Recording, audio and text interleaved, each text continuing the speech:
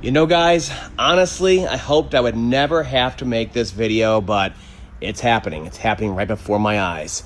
So I'm working on a 2016 Ford F-150. It's got a lot of miles on it. Customer just bought it. And I'm looking it over after he bought it, and we're going over a host of different issues he has with it. Coolant leaks, engine issues, 5.0, of course.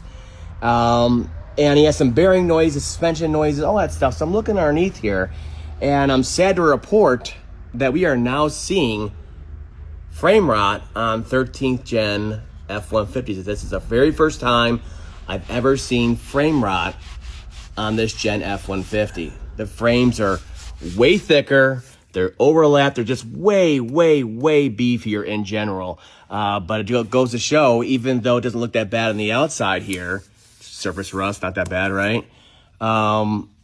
It can still rot out just the same. So it had a crack in here initially, and I just kind of started poking to see how far it went. And yeah. So it looks like there's a lot of like gravel dust inside of there and rust and all that other stuff. And it just kind of sits there and has no place to go, gets wet, and it gets brine and salt in there from the winters, and it just sits there and it goes to town. You can see there's no place for it to go.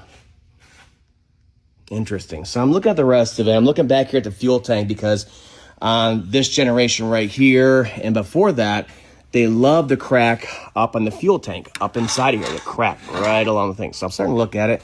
Looks good.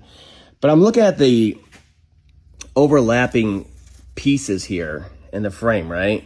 And they're not looking right to me. There's too much of a split going on. So I started to use my little cat claw in here. Like you did.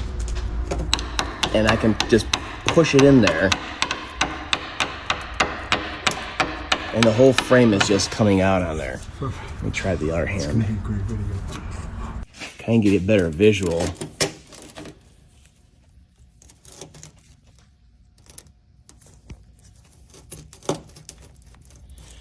So yeah, this whole weld all the way down is just done for. You see? Yeah, so this whole weld going all the way down is done for. So I checked the other side, and it's pretty much the same thing on here. So right here, this overlapping weld between the two pieces, come down.